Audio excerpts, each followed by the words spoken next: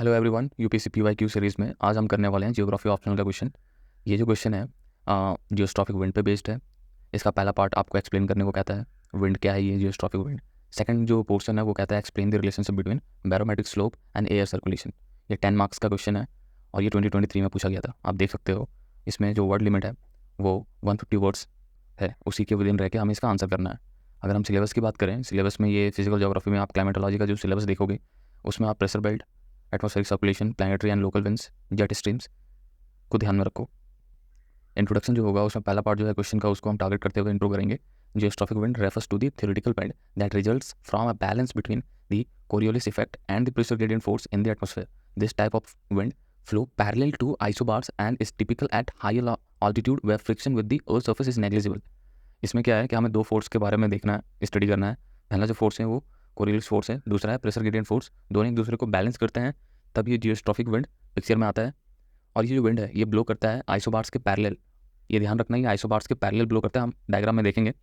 और ये higher altitude में ही देखने को मिलता है क्योंकि अर्थ सर्फेस से जो होने वाले फ्रिक्शन है वो हायर ऑल्टीट्यूड में कम होते हैं। मैं जब हायर ऑल्टीट्यूड बोल रहा हूँ मतलब कि 1 to 3 किलोमीटर के अबव हम जाएंगे तब हमें फ्रिक्शन जो है नेग्लिजिबल देखने को मिलेगा। तो ये इंट्रो आप देख सकते हो। उसके बाद जो टर्म इसमें यूज हुआ है इंट्रो में, मैं उसको एक्सप्लेन कर देता हूँ आपको। ऐसे तो ये आंसर का हिस्सा नहीं है but just for your clarification ये आप 2-3 टर्म्स को ध्यान में रखो। अगर ये आप समझ गए then this introduction will make more sense. पहला जो है प्रेशर ग्रेडियंट फोर्स जो है ये एक फोर्स है जो कि हाई प्रेशर और लो प्रेशर के बीच में जनरेट होता है। When there is a pressure difference then this force will come into the picture. And इसमें दो चीज़ों का ध्यान रखना है। दो जोन होंगे जिसमें दो तरह का प्रेशर होगा, एक में low pressure and high pressure. There should be 2 reasons, okay. और ये 2 रीजन के बीच में जो प्रेशर डिफरेंस होगा, अगर प्रेशर डिफरेंस ज़्यादा होगा तो इसकी स्ट्रेंथ, इस फोर्स की स्ट्रेंथ ज़्यादा होगी। और ये 2 रीजन जो है उसके बीच में जो डिस्टेंस है उस पर भी डिपेंड करेगा कि इसका स्ट्रेंथ कितना है। अगर डिस्टेंस कम होगी तो स्ट्रेंथ ज़्यादा होगा। और ये जो डिस्टेंस है ये बैरोमेट्रिक स्लोप कहलाता है, हम इसको आगे देखेंगे। सेकंड पॉइंट हम देखते हैं कोरियोलिस इफेक्ट। ये अर्थ के रोटेशन पे डिपेंड करता है। इसमें जो मूविंग एयर होता है वो डिफ्लेक्ट हो जाता है राइट साइड में, मीन्स राइट डायरेक्शन में डिफ्लेक्ट होता है ये नदर हेमिस्फेयर में, और सदर्न हेमिस्फेयर में ये लेफ्ट साइड में डिफ्लेक्ट हो जाता है। जैसे ही अगर हम इसका रिलेशन देखना चाहेंगे तो कोरियोलिस इफेक्ट जो है वो इंक्रीज होता है speed of the moving air and the latitude.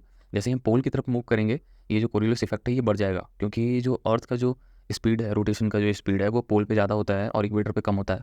इसलिए हमें इक्वेटर में इसका जो इफेक्ट है कम देखने को मिलेगा। जैसे जैसे हम पोल की तरफ बढ़ेंगे, लैटिट्यूड में हम अप जाएंगे ऊपर, हमें इसका इफेक्ट ज़्यादा देखने को मिलेगा।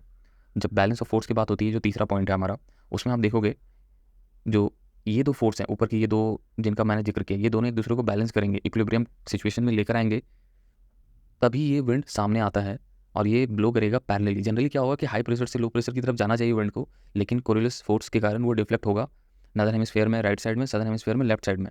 ठीक है, ये हम डायग्राम से समझ लेंगे अभी।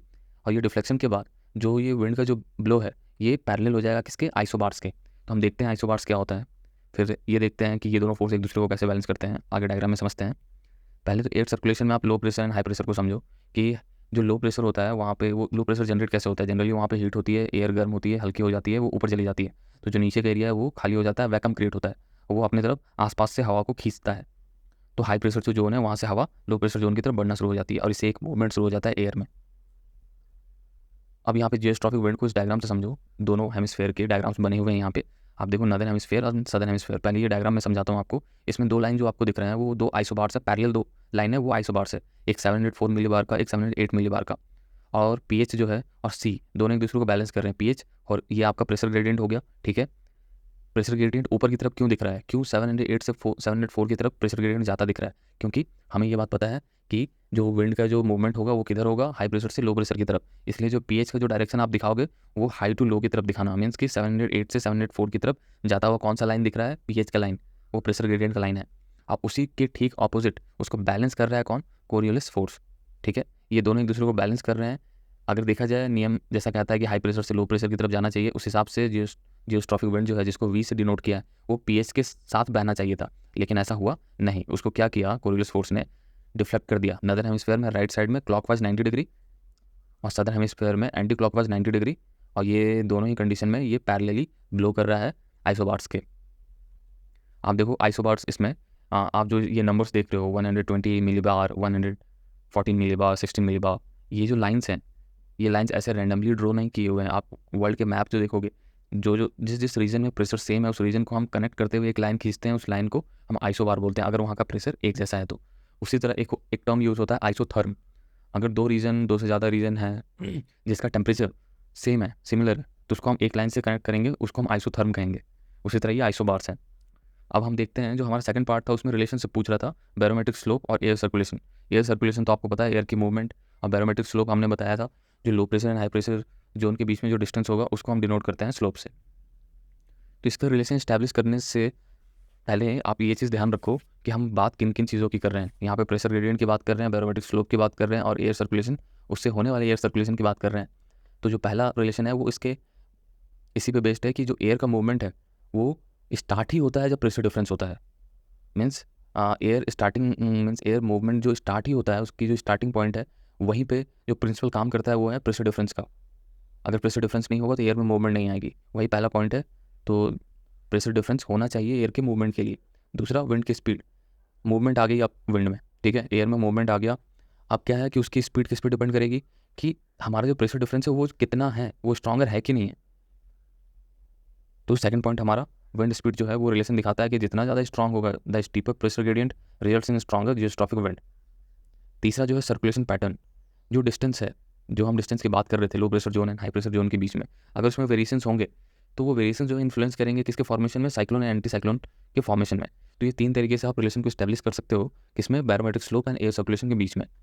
अगर आप देखोगे तो अगर जब आपको इस विंड के बारे में नॉलेज हो जाती है, जियोस्ट्रॉफिक विंड कैसे बिहेव करता है, तो आप दो तीन चीज़ें हैं जिसको पहले पता करके चीज़ों को सुधार सकते हो। जैसे क्लाइमेट मॉडल्स आप बना सकते हो, फ्लाइट की प्लानिंग आसानी से कर सकते हो, वेदर फोरकास्टिंग आप कर सकते हो एक्यूरेटली, और जो लार्ज स्केल वेदर पैटर्न्स हैं उनको आप प्रिडिक्ट कर सकते हो। तो इसी पे बेस्ड आप कंक्लूजन तैयार कर सकते हो कि अगर आप जियोस्ट्रॉफिक विंड को समझते हो तो ये ह्यूमंस को हेल्प करता है प्रिडिक्ट करने में लार्ज स्केल वेदर पैटर्न्स को, ठीक है। एविएशन सेफ्टी, जो इनहांस फ्लाइट प्लानिंग है, एक्यूरेट वेदर फोरकास्टिंग है, इन सब चीज़ों में मदद करता है। तो आप कंक्लूजन ऐसा बना सकते हो। और ये जो क्वेश्चन है इसी पे बेस्ड जो है दो क्वेश्चन ऑलरेडी पूछे जा चुके हैं, बट ये काफ़ी पुराने क्वेश्चन है, बट यू शुड ट्राई। पहला जो क्वेश्चन है 2007 में लोकल विंड्स पे पूछा है, और एक क्वेश्चन आप देख सकते हो 2011 में है जिसमें Rossby waves and jet streams के बारे में पूछा गया है। आप लिखो इसको। और ऐसे ही काफ़ी सारे विंड्स हैं जिनके बारे में आप पढ़ोगे सिलेबस के अंदर, तो कोशिश करो कि वो कैसे बिहेव करते हैं, क्यों और कहाँ कैसे जनरेट होते हैं, वो इस पर क्वेश्चन पूछे जा सकते हैं। सो अगर आप हमारा प्लेलिस्ट विजिट करोगे तो आपको काफ़ी सारे मॉडल आंसर्स मिलेंगे जो आपको गाइड करेंगे आंसर लिखने में।